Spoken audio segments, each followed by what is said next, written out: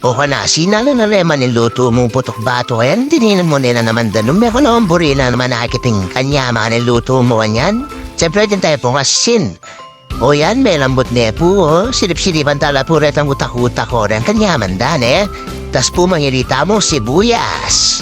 Tabi tayo pa mo po yung sibuyas para maglasa na yan po ang pamintang madilog. Tsaka pamintang durog.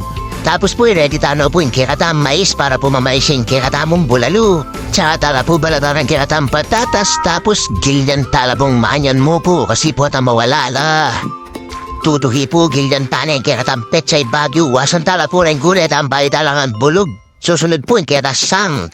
Sang-sang. O yan I-check tayo po rumera wala ya po itameto nga utak kaya ang botol. Yan po malambot na kabit tano po rin kikatam mamais sa mais. Tapos kabit tayo po bit nor cube ang pong patatas. Sabi-sabi no po lumambot rin at kabit tayo po yung kikatamsang.